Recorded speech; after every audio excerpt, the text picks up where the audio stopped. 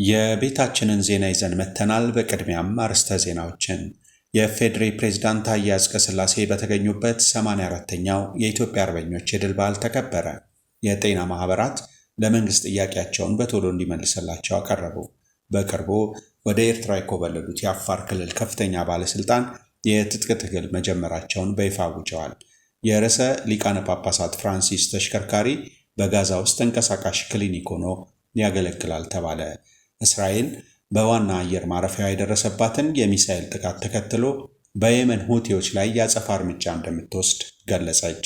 በሳውዲ አረቢያ፣ ኩዌትና ዮርዳኖስ ከፍተኛ የአቧራ አውሎ ንፋስ ተነስቶ የጉዞ መስተጓጎልና የጎርፍ አደጋን አስከተለ። የቡና ማፍያ ፈንድቶ ቡና የምታፈላውን ሴት ለትንሽ ሰዓታት ይህን የቡና ማፍያ የምትጠቀሙ በጣም ጥንቃቄ ልታደርጉ እንደሚገባ ተነግሯል።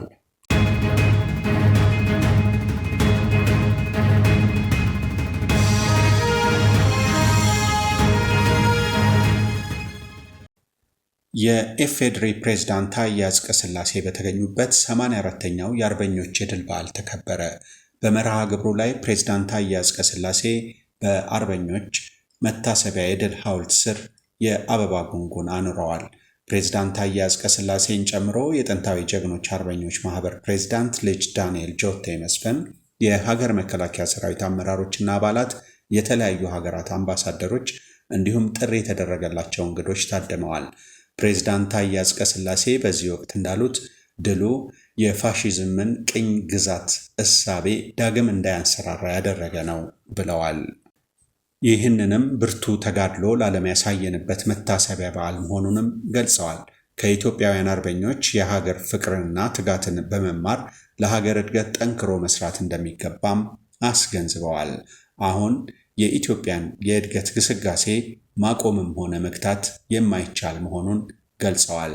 የሀገር መከላከያን በመወከል ንግግር ያደረጉት የመከላከያ ሰራዊት ስነ ልቦና ግንባታ ዋና ዳይሬክተር ሜጀር ጀነራል እንዳልካቸው ወልደ ኪዳን በበኩላቸው አርበኝነት ከሀገር ፍቅር የሚመነጭ ስሜት ነው ብለዋል።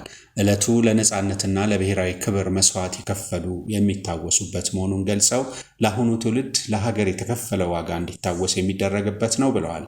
ይህ በእንዲህ እንዳለ የኢፌዴሪ ጠቅላይ ሚኒስትር ዶክተር አብይ አህመድ ቀደም ብለው የኢትዮጵያን አርበኞች ቀን በተመለከተ የእንኳን አደረሳችሁ አጭር መልእክት ማስተላለፋቸው ይታወሳል።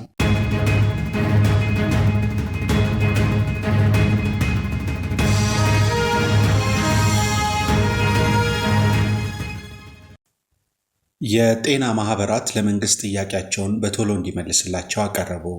የኢትዮጵያ ሕክምና ባለሙያዎች ማህበር፣ የኢትዮጵያ ድንገተኛ ጽኑ ሕክምና ባለሙያዎች ማህበር እንዲሁም የኢትዮጵያ አንስቴቲክስ ማህበር መንግስት የጤና ባለሙያዎችን በተደጋጋሚ ላነሷቸው የደሞዝ ጭማሪ፣ የትርፍ ሰዓት ክፍያ አፈጻጸም፣ የሕክምና ሽፋን፣ የቤት አቅርቦትና የትራንስፖርት አገልግሎት ጥያቄዎች በአስቸኳይ ምላሽ እንዲሰጥ ጥሪ አቅርበዋል።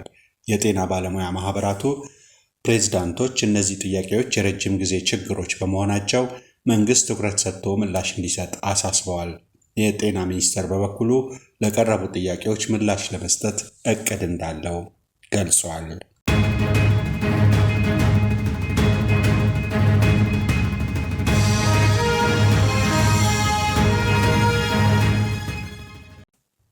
በቅርቡ ወደ ኤርትራ የኮበለሉት የአፋር ክልል ከፍተኛ ባለስልጣን የትጥቅ ትግል መጀመራቸውን በይፋ አውጀዋል። የአፋር ክልል ምክር ቤት አባልና የክልሉ እንስሳትና ተፈጥሮ ሀብት ልማት ቢሮ ኃላፊ ሐጂ ኢብራሂም ኡስማን ሚያዝያ 11 2017 ዓ.ም አጃቢዎቻቸውንና ክልሉ መድቦላቸው የነበረውን ተሽከርካሪ ከነሹፌሩ ይዘው ኤርትራ መኮብለላቸው መዘገቡ አይዘነጋም። የቀድሞው ባለስልጣን አሁን ላይ የአፋር ብሔራዊ አንድነት አብዮታዊ ግንባር የትጥቅ ትግል የሚያካሄድ ድርጅት አቋቁሜያለሁ ሲሉ ገልጸዋል። በኢሳያስ አፈወርቂ የሚመራው የኤርትራ መንግስት በኢትዮጵያ መንግስት ካኮረፈ በኋላ በሁለቱ ሀገራት ውጥረት ያየለ ሲሆን የኤርትራ መንግስት በኢትዮጵያ ያኮረፉ ቡድኖችን በማሰባሰብ ላይ እንደሚገኝ የሚያሳዩ መረጃዎች ያመለክታሉ። በጉዳዩ ላይ እስካሁን በአፋር ክልላዊ መንግስትም ሆነ በፌዴራል መንግስት የተገለጸ ነገር የለም።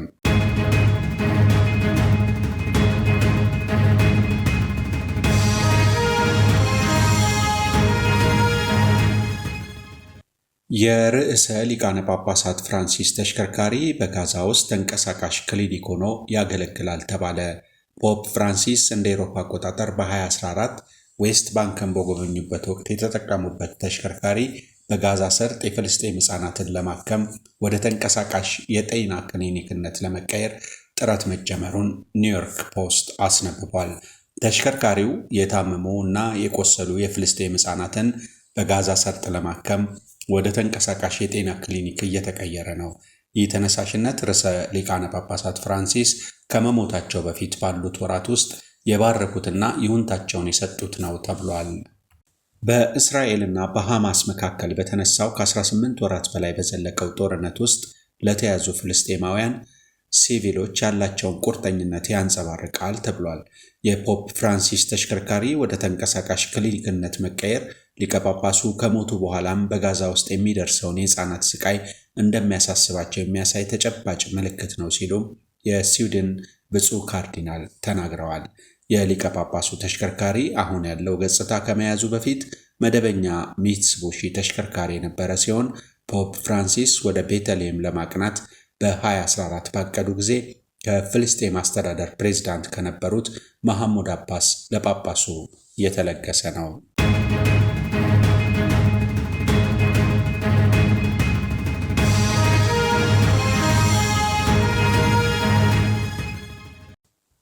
እስራኤል በዋና አየር ማረፊያዋ የደረሰባትን የሚሳኤል ጥቃት ተከትሎ በየመን ሁቲዎች ላይ የአጸፋ እርምጃ እንደምትወስድ ገለጸች። የእስራኤል ጦር ከየመን የተተኮሰ ሚሳኤል ለመጥለፍ መሞከሩን ማስታወቁን ተከትሎ የሀገሪቱ ፖሊስ በሀገሪቱ ዋና ዓለም አቀፍ አውሮፕላን ማረፊያ አካባቢ ተጽዕኖ ያለው አደጋ መድረሱን አስታውቋል። ከየመን የሁቲ አማጽያን የተሰነዘረ ነው የተባለው ጥቃት በእስራኤል ዋና አየር ማረፊያ ላይ ጉዳት ባያደርስም በወደቀበት አካባቢ ለ6 ሰዎች መጎዳትና ለበረራ መስተጓጎል ምክንያት ሆነዋል ተብሏል። አደጋውን ተከትሎ የእስራኤል ጠቅላይ ሚኒስትር ቤንያሚን ኔታንያሁ ለጥቃቱ ሁለገብ ምላሽ እንደሚሰጥ አስታውቀዋል። በቴል አቪቭ ቤን ጉዌር አውሮፕላን ማረፊያ አካባቢ ያረፈው የሚሳኤል ጥቃት ከየመን የተተኮሰ መሆኑን የእስራኤል ጦር ማረጋገጡን ገልጾ ሚሳኤሉን ለመጥለፍ የተደረገው ሙከራ እንዳልተሳካ ተነግሯል። ይህ በእንዲህ እንዳለ እስራኤል በ10 ሺህ ለሚቆጠሩ ተጠባባቂ የጦር አባላት ጥሪ አቅርባለች። እስራኤል የጋዛን ጦርነት ለማጠናከር ለማስፋት በ10 ሺህ ለሚቆጠሩ ተጠባባቂ የጦር አባላት ጥሪ ልታደርግ መሆኑ ተገልጿል። የእስራኤል ጦር በጋዛ ሰርጥ ላይ የሚያደርገውን ዘመቻ ለማጠናከር አድማሱን ለማስፋት በ10 ሺዎች የሚቆጠሩ ተጠባባቂ የጦር አባላት ጥሪ ሊያደርግ መሆኑን የጦር አዛዡ ኢያል ዛሚር ገልጸዋል። እሁድ ዕለት የወጣው መረጃው ጠቅላይ ሚኒስትር ቤንያሚን ኔታንያሁ ጦርነቱን ለመቀጠል ቃል መግባታቸውን ተከትሎ ነው። ምንም እንኳ ከእስራኤል ውስጥ የሚሰሙ ድምጾች ታጋቾችን የሚያስለቅቅና ከ50 ሺህ በላይ ፍልስጤማውያን ያለቁበት ጦርነት በሰላም ስምምነት እንዲቆም ቢጠይቁም ኔታንያሁ ግን ጦርነቱ እንዲቀጥል አረጋግጠዋል። የእስራኤል ጦር አዛዥ በሰጡት ማብራሪያ በዚህ ሳምንት በ10 ሺህ ለሚቆጠሩ በቂ ወታደራዊ ስልጠና አግኝተው ተጠባባቂ ተብለው ለተያዙ እስራኤላውያን የጥሪ ወረቀት እንልካለን ያሉ ሲሆን ይህም ጦርነቱን በተጠናከረ አቅም ለመቀጠልና የውጊያ አድማስ ለማስፋት የሚያግዝ ነው ብለዋል።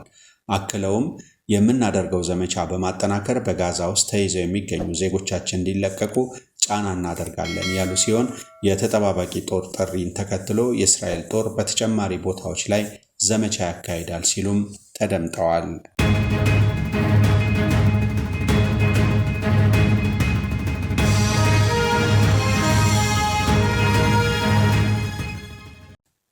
በሳውዲ አረቢያ፣ ኩዌት እና ዮርዳኖስ ከፍተኛ የአቧራ አውሎ ነፋስ ተነስቶ የጉዞ መስተጓጎልና የጎርፍ አደጋን አስከተለ። ኃይለኛ የአቧራ አውሎ ነፋስ ሳውዲ አረቢያን፣ ኩዌትንና ዮርዳኖስን በመምታቱ የጉዞ መስተጓጎል፣ የጎርፍ መጥለቅለቅና የሰዎች መፈናቀል እንዲከሰት አድርጓል። የሦስቱም ሀገራት ባለስልጣናት ማስጠንቀቂያ ያወጡ ሲሆን በመጪዎቹ ቀናት ተጨማሪ የአየር ሁኔታ አለመረጋጋት እንደሚኖር አስጠንቅቀዋል። በማዕከላዊ ሳውዲ አረቢያ የአልቃሲም ግዛት ነዋሪዎች እሁድ ዕለት ክልሉን ያወደመው እይታን ወደ ዜሮ የሚቀንስና ሰፊ የደህንነት ማስጠንቀቂያዎችን ያስከተለ የአቧራ ግድግዳ ተብሎ የተገለጸ ያልተለመደና አስገራሚ ክስተት አይተዋል። አውሎ ነፋሱ ከፍተኛ ማዕበል ያስነሳ ሲሆን የፀሐይ ብርሃን ሲሸፍን ሰማዩ ብርቱካንማ ሲሆን በማህበራዊ ሚዲያ ላይ የተጋሩ ቪዲዮዎች አሳይተዋል። ኩዌት በኃይለኛ ነፋስና ጥቅጥቅ ያሉ አቧራማ ደመናዎች ተመታለች። ይህም የአቪዬሽንና የባህር ላይ ባለስልጣናት ስራቸውን ለጊዜው እንዲያቆሙ አድርጓቸዋል። በሰዓት 100 ኪሎ ሜትር የሚፈጥን ንፋስ በአንዳንድ አካባቢዎች እይታን ወደ ዜሮ ቀንሷል። ከግብፅ ወደ ውስጥ የሚገቡ 2 በረራዎች ወደ ዳም ሳውዲ አረቢያ የተዘዋወሩ ሲሆን የኩዌት ወደብ ባለስልጣን ሰራተኞችና መሰረተ ልማቶችን ለመጠበቅ በሹዋክና ሹሃይባ ወደቦች ላይ የሚያደርገውን እንቅስቃሴ አቁመዋል። በዮርዳኖስ ውስጥ አውሎ ነፋሱ በተለያዩ ክልሎች ውስጥ አስቸጋሪና አደገኛ አየር ሁኔታን ጨምሮ ጎርፍ አስከትሏል።